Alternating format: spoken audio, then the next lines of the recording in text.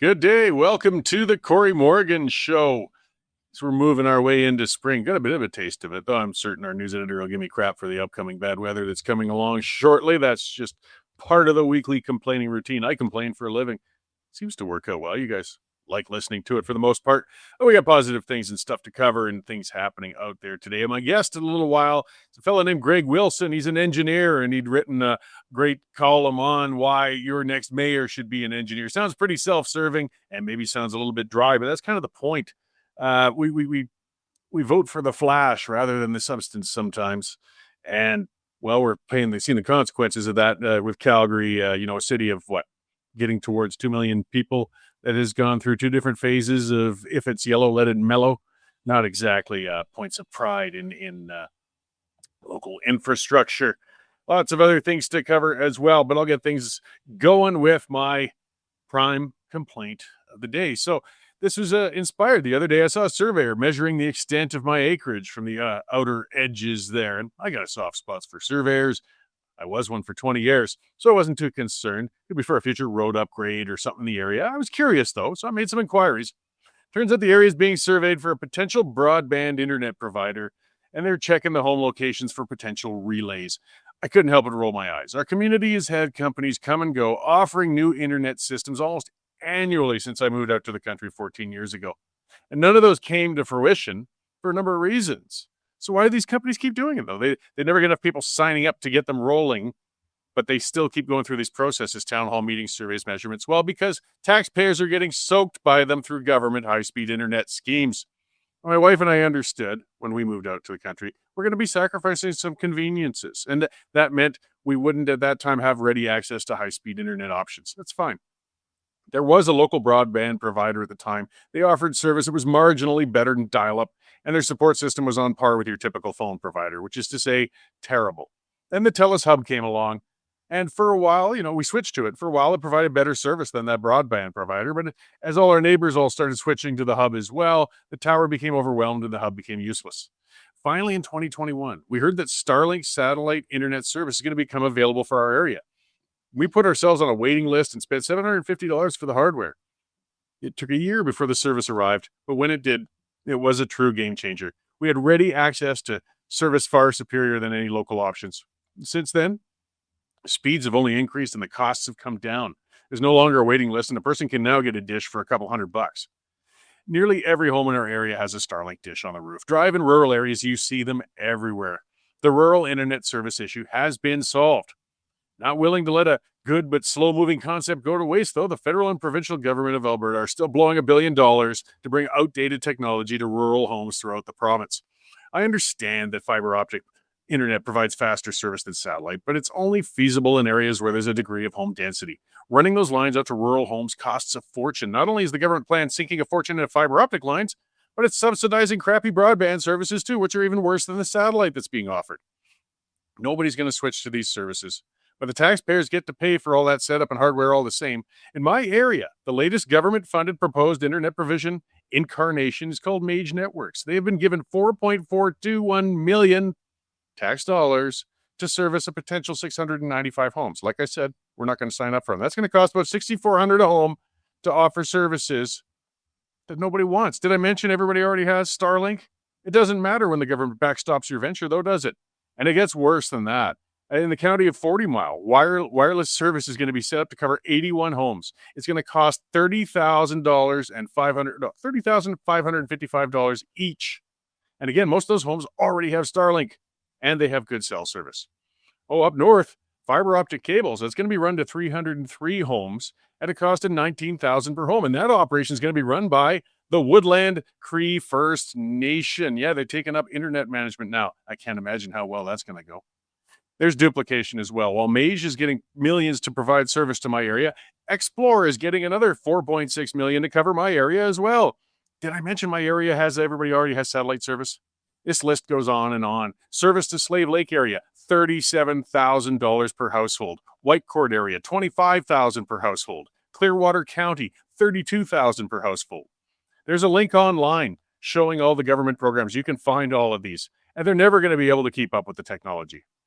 Even if internet service was some sort of human right that taxpayers should be obligated to fund, they should be doing so through the most cost-effective means possible. They could put a Starlink dish on every house for $200 each and be done with it, and it'd be finished in a year. Over 95% of the province already has full high-speed service. There's no need to spend $1 billion to provide it to the tiny remainder who have mostly already switched to Starlink anyways. These new providers, they're going to go bust. And I know I certainly won't be giving up my satellite service for some new crappy wireless provider whenever it may finally become active, and neither are my neighbors going to. They may as well be stringing more cable for telephone landlines. What could the government cut? That's a question that's often asked. Well, here's an easy one. Of course, they won't, though. It's for the same old reason. Some well-connected people who got the contracts from these programs are going to get very, very rich from it. All right. Well, it's got me ranting today to start things out. How's it going, Dave? It's going well. How are you? Good. Good. You know what's coming later on this week? What do we got? Snow. Oh, I know. Snow. And you know what's coming May 21st? Well, that'll always be snow. It's snow. You can't even fault me on that one. I mean, that's a tradition. No, so stop saying spring is arrived. Well, it's close. I fed my bees the other day. Oh, did you? Yeah, they were very happy. What did you feed them? Sugar water. Oh, okay. Yeah. Nice. They're doing well. Awesome. When's the honey coming? It'll be another couple of months yet. Okay. I hear Jane is out shopping for gargoyles. She might be.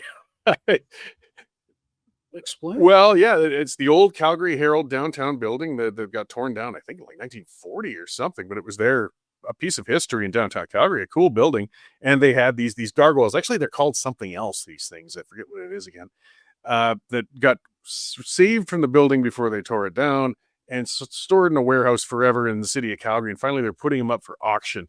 And they're really cool looking. I mean, they have the typesetter and the news editor, and all sorts of things. But they're 750 pounds each. And my wife, who loves impulse buys and auctions, I do fear I'm going to roll up to the house and see a picker truck unloading a gargoyle onto our front lawn at some point. Well, you could put several on there and turn yourself into like, what's that island? Easter Island. Oh, yes. Yeah, just Easter buried Island halfway. Easter Island in British. You could turn your place into a tourist trap. Sell tickets, sell honey. I'm already chasing surveyors away. I don't know if I need more people visiting my little hideout in the little compound. Yeah. Awesome. Well, we got lots of news to talk about today, Corey. We're leading off with a guy in Ontario, Indian gentleman who came over here and ended up sexually assaulting very badly another Indian woman who had moved here. And he basically told her, look, they're not going to believe you, and I'm going to get away with this. I know how the justice system works in Canada. And he did. He got away with it. He was sentenced in absentia to 7 years. But the day he was convicted, he got an airplane, went across the border in Vermont and got a flight back to Europe and then back to India. So he's escaping justice. Think HQ, Mark Henry, well-known pollster, has done one on MAID in Alberta. Overwhelming number of people support MAID. I think it's 76%. But there's some concerns about the provincial government's bill that is going to limit the scope of MAID. People are concerned about that. You'll be pleased to know one of Canada's most notorious gangsters, Jamie Bacon, is back on the streets. He was a conspirator in that Surrey 6 murder case back in the day where 6 people were shot to death, including innocent witnesses. So he's now out. Yeah, and I read that story too, and he's got scumbag family members with other convictions and a network of things that doesn't look very likely he's going to be a reformed, good model citizen here. No, either his brothers are dead, and his other, they're real scumbags. So that's for sure. Doug Ford has sold his gravy plane. He finally, he has come across so badly on this in the last couple of days. He buys a $29 million plane to travel around in luxury, and then he's surprised when taxpayers are outraged, and he's sulking, he's petulant, he's saying, well, Prime Minister's got a plane, everybody's got a plane except me, oh, woe is me, I never file expenses. Anyways, they've sold it back to Bombardier for the same price, $29 million. And he'll have to take WestJet whenever he flies. I doubt he flies coach. Yeah, I don't know about flying in the States these days. There was another close call, Air Canada plane and American Airlines plane over JFK. They had to take evasive action as they were sort of on a hit course. And CTV, the owner of Bell Media, was in Parliament yesterday saying they're losing $40 million a year on local newscasts, and it's not sustainable, and it's a crisis. And give us more money, please. Well, they'll probably get it. Yeah, probably. So, busy day. The province is going to announce their strategy on nuclear power at 3 o'clock, and Daniel Smith is giving a press conference on cancer care as we speak. Okay, well, lots to cover. As always. Well, I'll let you get back to covering that and staying on those reporters, and I guess, enjoy the last few hours of this warm day before winter returns. Yes, the rain is coming and snow is coming, thanks to you. Okay, well, that's what people always couch that with, but look how good it is for the farmers. At some point, the farmer's got to have enough. I don't think we all have. One day. One day. All right. Thanks, Dave. You bet. All right. That is our news editor, Dave Naylor. Lots on the go, lots of stories, national, international, local. And the reason we can do it is that reminder, get on there because you guys have subscribed. westernstandard.news/membership. Get on there. It's $10 a month, $100 for a year. And you can get past the paywall and get straight through those stories. And of course, most importantly, help support those reporters and columnists that provide all that content out here for you. Because, CTV, well, they're begging government for more money. I'm just begging you guys for more money. It's the better way to go with these things. All right. Yeah. Lots happening out there. The MAID thing, medical assistance in dying. It's such a rough discussion. I had, and I keep mentioning it, and I've forgotten his name. It's been a few years. I've done hundreds of shows, but the lawyer for Sue Rodriguez on, and this was way back in the 90s when they were talking, and they called it outright just assisted suicide at that time, a little more blunt. But for people with chronic, painful conditions who just wanted to end it, but wanted a medical assistance in doing it. And he didn't, even a couple of years ago, envision where we'd be going with this MAID, though. They never for a second thought it would be offered to somebody who solely has mental health issues as a condition, depression. I mean, there was one kid who, I think it was diabetes he had. And it was our own Linda Slobodian who reported on it and exposed that because her parents were worried and his parents were worried. And he did turn around. Like, diabetes and depression aren't enough reason. These are things that a person can work through. I mean, this MAID should only be available for the incurable. And I think most people agree with that. That's what we're talking about, though. 70%. I mean, people have seen loved ones die, particularly of degenerative or painful or awful diseases. I mean, we don't all get to go out in our sleep in a pretty way, unfortunately. It is a option, I think, that's worth offering some people to make that choice, to go out how they want or with dignity.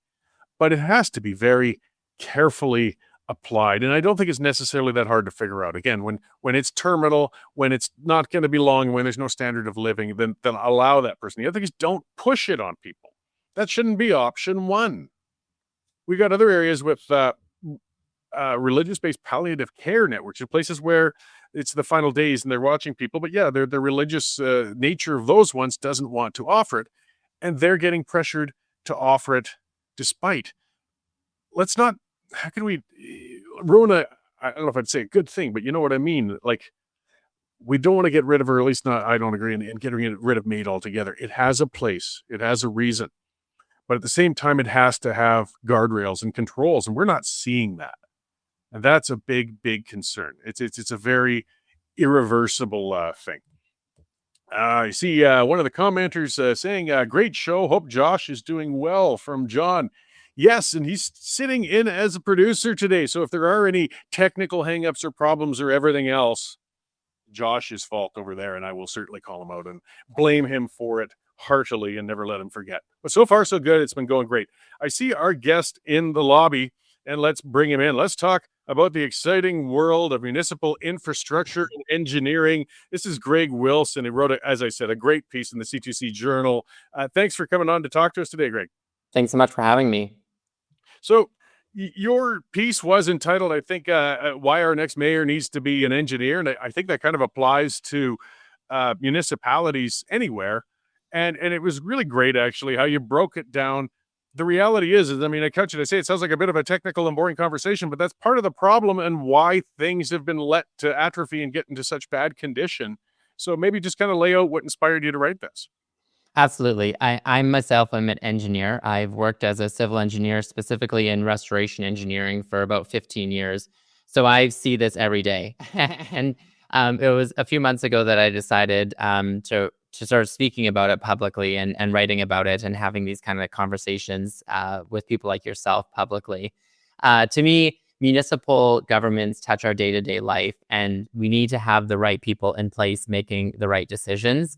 And unfortunately, to date, that largely hasn't happened.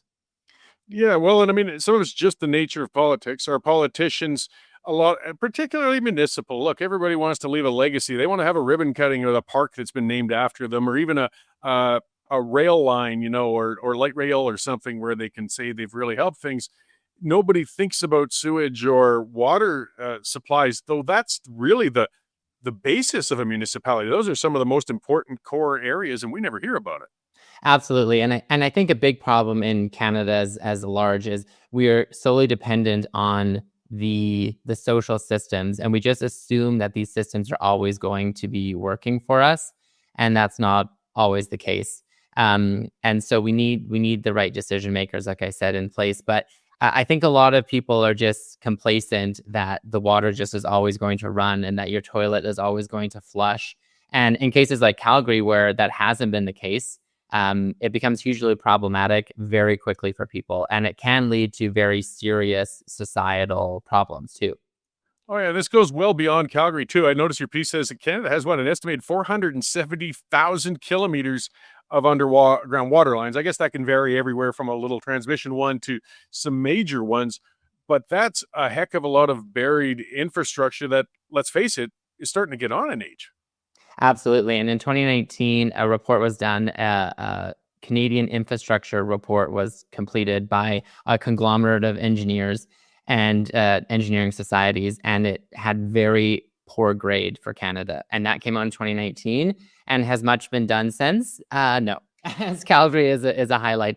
And at 470,000 kilometers is a prime example. We have an immense amount of infrastructure in Canada, and that's been paid very little attention to. And as I outlined in the article, a lot of this infrastructure is put into the ground, never to be seen or heard from again. And it's sort of the classic out of sight, out of mind mentality. And unfortunately, that doesn't work when it's critical infrastructure. Yeah, well, and another aspect people want to talk about even less than the water going in, but it's the water going out, and it's not just Calgary or North America or Canada has a problem. You pointed out the Washington example where effluent leaked in a massive amount, and that poses a huge public health risk and an environmental catastrophe. How old are our sewage pipes getting in our cities? The same age. In Edmonton, where I live, a lot of the infrastructure was built, 100 plus years ago in some areas. And, a huge build out happened in the 60s and 70s. So the water pipe is aging on all levels. And it was found out the PCC pipe in Calgary, that was the issue. That was a problem sort of decade from 1972 to 1984. All of that pipe throughout North America was massively problematic for both water and wastewater.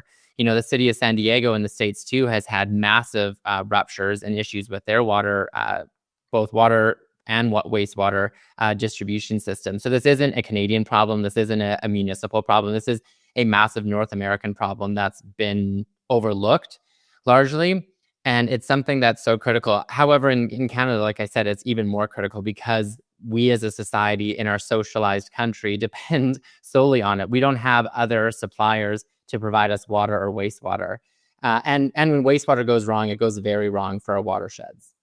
Absolutely. Well, I mean, I on a micro version of it, I live on an acreage and I have a septic system that I had to spend a lot of money to rebuild because when that failed, it wasn't pretty. It's just to say that. And that's just one household. So if you get a million houses suddenly flooding an area with that, it could be bad. Getting on to the solution end of things, though, I guess. I mean, part of what you covered is this has been reported. The Calgary investigation found that there've been warning flags put up. They've talked about this over years.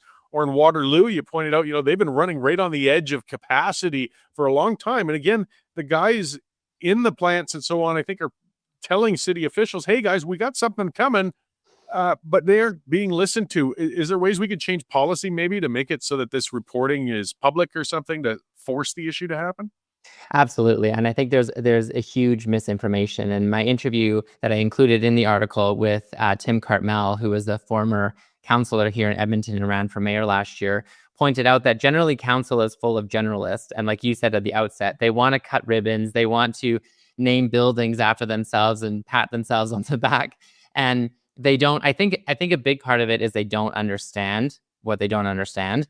And it's easier to glorify these passion projects than it is to talk about maybe things that they fully don't comprehend, or that are truly out of sight, out of mind. So I think it's many things. I think we have to educate the electorate, and that was really what I wanted to do with this article, is to have people understand that it's a very complicated system to get water to your tap. We also have to make sure that we are, with that information, we are making the correct decisions at the ballot box. And unfortunately, the election in Edmonton last fall did not, I don't think, go very well for the city of Edmonton and for future and for our infrastructure. And then it has to be hugely a massive sort of like public disclosure of the systems that we have and the right people managing those systems. Yeah, and then some of it also kind of ties in, and it always does in politics or in that world, with a little bit of ideology going on. Densification has been a big push for most municipalities. They want to take down the old houses, stick in some infills, keep building upwards, but often they aren't expanding the underground infrastructure to be able to handle that denser intake. And we've got some politicians well motivated on never wanting to put up any roadblocks that might stop any of that densification. Uh, is there ways, though, that are cost effective to upgrade, I guess, those utilities in those older areas that are densifying? How can we avoid overpressuring existing stuff? It's a huge problem, and I think a lot of this infill scope that came out, I mean, it's pushed by CMHC and the federal government and all levels, and it has massive ramifications for municipalities and the citizens that live in them. Like I said in the article, these cities and municipalities were designed in the past for growth, for expansion, but not for one house in a single family neighborhood being turned into 10 properties, which is happening just down the street from me. And so that kind of densification has massive ramifications. And all of this infrastructure is below our houses, our roads, our waterways too. So it's very challenging to address it and to improve them. And also too, for wastewater specifically, if you have too large of a pipe that doesn't have enough flow through it, it actually is worse in some cases, because the H2S and the methodologies within the wastewater can actually deteriorate the concrete faster. So we have to size things up properly and fix things properly, but it is a huge money taker from our budget. And I think a big solution potential is to maybe do more localized treatment facilities, wastewater treatment facilities. Instead of relying on this massive distribution system, we rely on a much smaller distribution system that's maybe community driven. So, one of your solutions, that's kind of the base of your article and the title, though, is getting engineers, or at least people with some knowledge of these items, to get in and run for public office. You made it clear that's not where you're looking to go. But I mean, there's one of the challenges. You see that in the oil field too. We got engineers, they hit the top levels of oil companies. Engineers are a special breed. I mean, we appreciate you guys. You do very important things that are fantastic, but at that same time, you're not necessarily the most outgoing folks. I don't want to throw stereotypes. There's all kinds of engineers, but or people that are interested in going into elected office. You don't get your degree in engineering with an intent of going into those sorts of positions. So how do we, I guess, bring in some of those people into our councils? How do we encourage them to come in and put their names forward so we can get a better skill set in there? Absolutely. I think that's a huge problem. And I think there is this notion. I think I'm a relatively atypical engineer. I see the gray area a little bit more in my softer skills too. But I think at the root of it, engineers are problem solvers, and that's who we need running municipalities and these governments. And we need people who are driven by rationality and not passion to run these systems. And so I think a part of it is having engineers at a consulting level that can educate and inform properly having maybe the management or ownership of these infrastructures, like a sort of a system like EPCOR does here in Edmonton, where the experts are in control of the day-to-day running of it. But still, even at the decision-making level, we need people who are informed, and whether that's an educational piece, a consultant who is there for council to answer questions, to explain things to council, to urge and make them understand the importance of these things. That's really what we need to go back to. And I think we really need to go back to the basics. I mean, we got so far in left field in the recent years with sustainability and DEI measures that took massive funding away from our critical infrastructure. And we need to refocus that immediately to get back on the right track. Well, I think part of that could be making sure with these utilities, the politicians can't get their grubby fingers on it in the first place. You pointed out, again, showed with Calgary, the water utility, people pay their water bills, and it's led to surpluses that the city of Calgary has been quietly siphoning out of there, over $100 million a year for a decade. People are in shock now at the cost of what it's going to cost to fix that infrastructure. Well, if we'd have been spending that $100 million a year on keeping this stuff up, we probably wouldn't have seen geysers in the middle of Bowness in the middle of winter. But of course, then they wouldn't be able to dedicate that money, as you said, to weird DEI projects and vanity projects. Exactly. But what would we be without bike lanes, And that $100 million a year could have gone to massive improvements and upgrades and everything necessary. I mean, Waterloo, like you pointed out, they basically have no more water, and they knew that their water treatment facility was aging. So they should have been spending the money there. And when you see these things come out, like in this article, that Calgary has been siphoning off $100 million a year from this critical infrastructure to other things, that's the problem. And that's the piece that we really need to have people woken up to, and really hold the councils and the mayor's feet to the fire to make sure that they're making the appropriate decisions. I mean, I see like the sustainability thing is a massive passion project for me to educate people on the risk that it presents, and the amount of money that it has taken away from our critical infrastructure is incredible.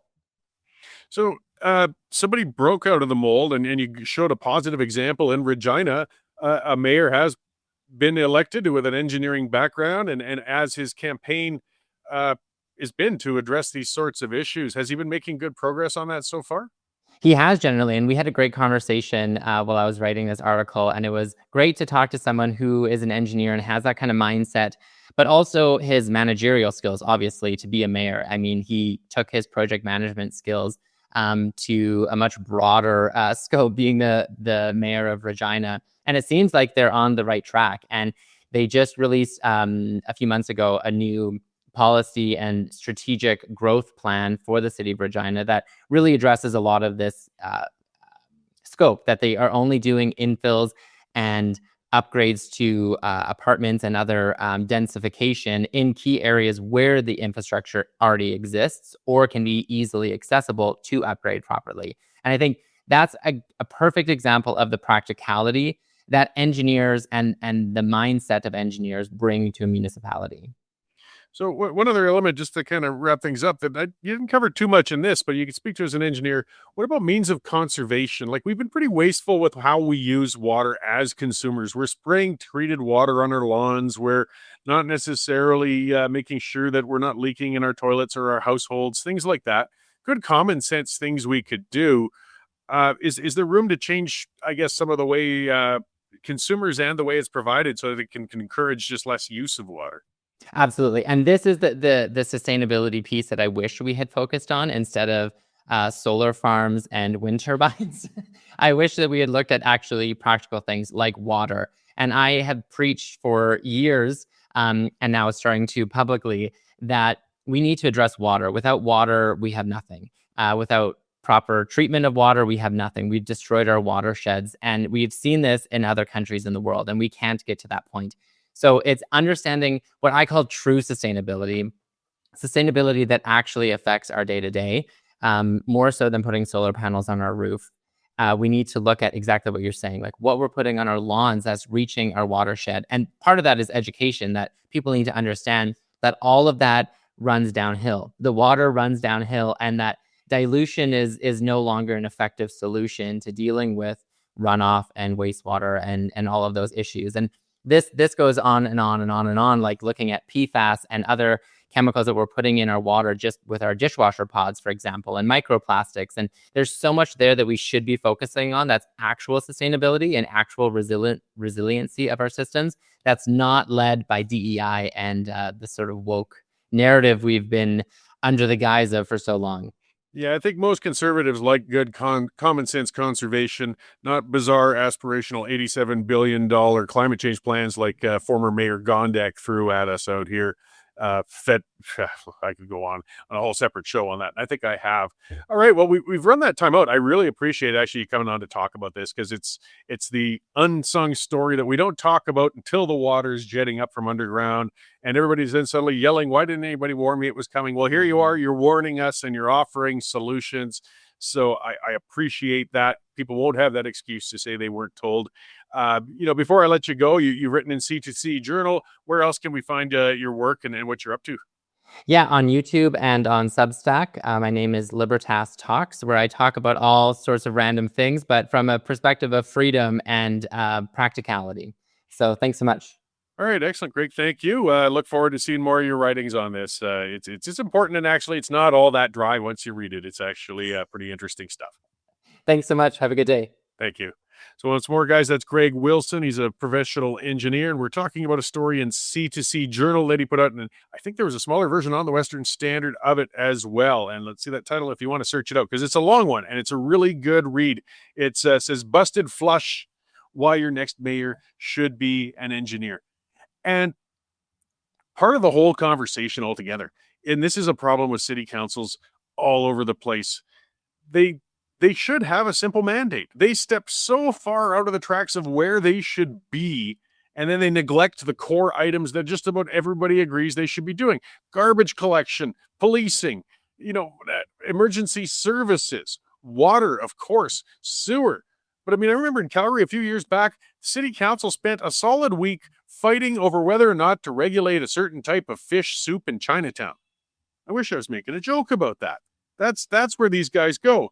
And again, they want their pretty objects. They want their waste. In Calgary, another $7 million or something, or was spent, or how many millions? Like, I could be getting that one wrong, to set up a new shrine to the residential school thing. And there's never any residential schools in Calgary, because they needed to do something to get a bunch of shoes and stuffies off of the city hall's front steps.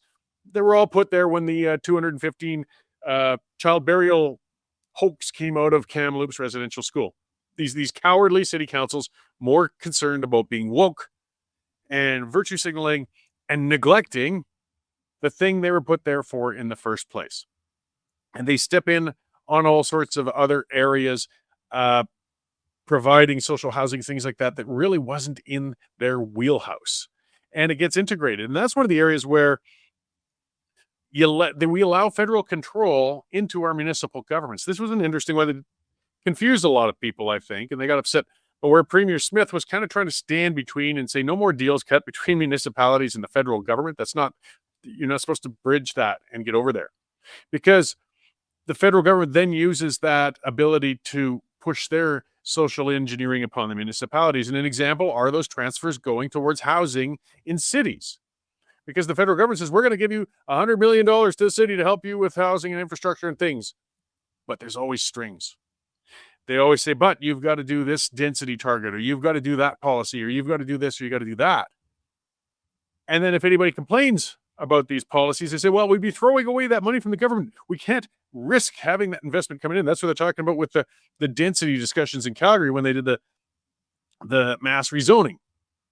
They said, well, we might lose all those Ottawa dollars. Well, then our system is broken.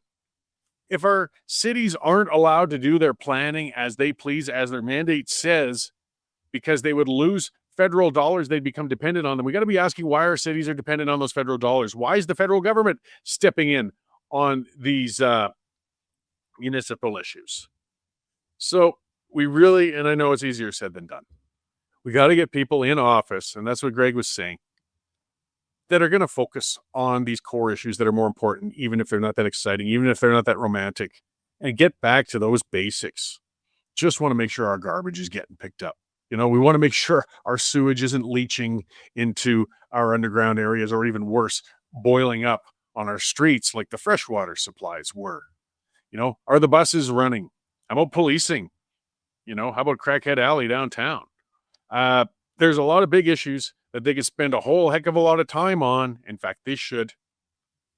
And changing the type of person running for these positions would be a way to do it. And it was great to see, as I said, the mayor of Regina, he ran on infrastructure and those issues. And guess what? They're not necessarily as unexciting as one would think because it won him an election. So let's get back to the world of the woke, eh? Justice. This is great. Just great. We got a judge, and we've seen these stories constantly, and I've talked about that. I've written columns on this. If you're not familiar with the Gladio principles, basically, I'm not going to go through the whole thing. It came about 20-some years ago, saying that we have to take Indigenous status into effect when sentencing in jail, basically give them lower sentences whenever possible. Because there's overcrowding or overrepresentation of Indigenous people in the jails. They thought, well, if we just don't sentence them, it won't become a problem. Well, since then, they have still managed to overpopulate the prison system because it doesn't address the social problems underneath it. But worst of all, it's letting some very dangerous people loose when they shouldn't be. And it's victimizing, here's the irony, the Indigenous people themselves, because most of the violent Indigenous offenders offended against other Indigenous people. There's some of the good irony, with your MMIW. Most of it was other Indigenous folks who made the MMIWs out there. Let's address that. Let's look at the social thing. But instead, we did this. The judge said colonization, of course, was the reason an Indigenous man got a reduced sentence for choking a toddler. He strangled a baby. And the judge thinks, well, yeah, but colonization, so let's let him out earlier and maybe just hope he doesn't get his hands on any more kids, I guess, eh? This we hear all the time, particularly with sex offenders coming. Enough. I don't care about the colonization. I don't care about the settlerhood. All I care about is these are identified dangerous people who have committed bloody crimes and they should stay behind bars, and I don't care what color they are. Public safety has to be paramount. But is it? Here's another beauty. This one isn't Indigenous. Don't worry. I mean, the race-based policies we seem to have in our justice system aren't just for the Gladio cases, so that's the worst of it. This one here, a Canadian terrorist. Some might remember he burst into a recruitment service and stabbed soldiers in Canada. Ali Hassan did this in 2016 in Toronto, attacked and stabbed a bunch of people. Said Allah told him to do it. Yeah, Allah's a prick. And he has been let out. He's been loose since then. Very, very dangerous man. And now he's going to be flying to Saudi Arabia to do a pilgrimage in Mecca. And then he's going to Somalia for an arranged marriage. I guess they found a cousin for him. Why is this man not in jail? He's a lunatic. He's a terrorist. He stabs people. No, he's going over to get some poor young woman who's been arranged as a marriage so he can, do whatever he's going to do to her. Why? Well, it was brought into account. He's been talking to an imam in jail. He's feeling much more settled because nothing helps a person become more settled and peaceful than a better immersion in Islam, right? That's been working all around the world real well. How about this? Why don't we just make his ticket a one-way one and he can stay the hell over there? That would be nice, wouldn't it? No, we can't do that. This is Canada. Ugh. What are some of the other beauties? Has anybody seen our new rocket launch site there out on the East Coast? Newfoundland. Oh, no, that's a different one I'm looking at. There's the other East Coast things. Newfoundland and Labrador's got a thing going on as well. But yeah, there's a launch pad that out in the East Coast. I think it's Nova Scotia, actually. These scammers, if you look into it, there's a good article on it out there. They've got a $200 million lease on this chunk of barren land. All it's got's a gravel road up to a concrete pad, and they're calling it the next Cape Canaveral. They're going to be launching rockets from there. The whole property itself is worth maybe $18 million if they just bought it. But instead, we're going to lease it for $200 million because Canada wants its own little rocket land. Because we don't want to be relying on the United States for it. But there's other problems. There's a reason other countries lease space near the equator for their launch sites, because up north it doesn't work out all that well. But that doesn't stop, again, these stories that keep coming, whether it's in Alberta with internet setups or rocket pads or ArriveCan app items. There's just a whole lot of people making a whole lot of money out of your tax dollars for these handouts that are being given. And the names of the people involved in that rocket pad out in Nova Scotia have some pretty shady history already. Some have, had issues and licenses pulled and things like that. But off we go, right? Brilliant. Feisty Fry saying, Alberta independence is the way to go. Yes, I believe so. I've talked about that, but we got to remember, we got to be better than them. And that's why I wanted to start my rant out talking about this internet thing, because, hey, you know what? Our provincial governments can be just as bad as the federal ones. We need better controls. So if we're going to become independent, let's have those discussions to make sure, why would we be better, or are we going to be making a smaller version of what we just left? Got to clean up our own act. In fact, selling independence will be a heck of a lot easier if we can keep the high horse when it comes to that. Okay, back to DEI. Yeah, this is a beauty. Newfoundland and Labrador's only university has 5 academic job postings. Yet they explicitly say, no straight white men.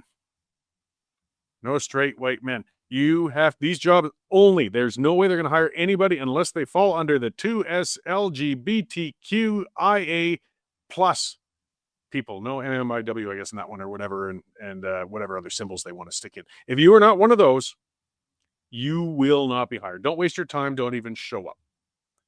This is good. This is really the institutions of higher education. This is going to make our next generation come up better. And these positions at the university are in programs of AI-driven navigation, computational biochemistry, genomic mapping, Indigenous knowledge, community health, and substance use. Well, I don't know. I mean, I think if you're an applicant and you still want to go for one of these things and everything else, just swallow a little pride and use AI. You can do all sorts of things with your pictures, just if you need to even prove that. And just tell them you're gay or bisexual. Show a couple pictures you created. See, look at this stuff I did in college. I'm one of the letters you got there, so I can now qualify to get in. It's sad that you have to do that, but it's easier to get away with falsely identifying as LGBTQIA+ and all that than trying to falsely identify as black. They usually see right through that one. Though I wouldn't put it beyond them to get confused with that one too.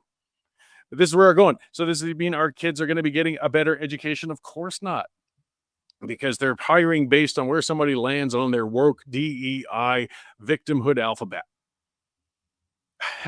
We need to move on to a full private education system. We do in post-secondary as well. Just keep all that crap out of it. Let people choose on getting the best they can. Finally, here's another beauty. Canada's RCMP, and this is in the Western Standard story, partnering with the Chinese police. That they're very secret about what that means exactly in partnering with the Chinese police. Now, people seem to forget China is a communist dictatorship that has no interest in human rights. And they've been victimizing Chinese immigrants to Canada. People even have Canadian citizenship. They've been threatening them, antagonizing them. And they've had those Chinese police stations on Canadian soil, intimidating them. And that's how they've been doing their election interference and things and everything. How, if they're approached, if there's people who've come here from China and then find out they're getting pressured by Chinese agents over here, what are they going to do? Go to the RCMP? Well, the RCMP are partnered with the Chinese Communist Police as well. So you're not feeling safe going anywhere. Brilliant, Mr. Carney. Look, I'm not one of those people who say we should have no relations with China whatsoever. We got economic realities. China supplies us with a massive amount of goods. It's a big trading partner. To shut it all off altogether would be really problematic. But we also have to put up some pretty big guardrails when we deal with them.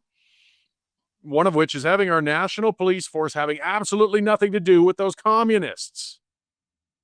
Partnering with them? For what? Are the RCMP going to help identify which ones to target? Hey, look at this guy over here. He hasn't been saying the right things. What on earth is the RCMP going to partner with them about? Yet here they are. One other thing, follow Alex Zoltan. He's our BC reporter. It's been something else to watch. David Eby's been flopping like an epileptic fish out of water under a strobe light, trying to figure out what to do with his DRIPA and Indigenous policy that's blowing up in his own face. If you want to see government at its worst, in immersing itself in a bunch of DEI woke crap and garbage, particularly in Indigenous issues, look at all the joy David Eby and the unfortunate British Columbians who are stuck under his leadership are dealing with over there right now. Zoltan's been doing a great job covering all of that. All right, well, that's what I've got for today. I thank Josh. He got through this without screwing up. I really appreciate that. And thank all of you guys for tuning in. Be sure to follow the pipeline that's going to be on a little later this evening, and like and share all of those things. There's all sorts of productions coming out. Hannaford and Leah does stuff. Get on there, the Western Standard channels. This is the source for news for you guys. So thanks again for tuning in. We'll see you next week at this time.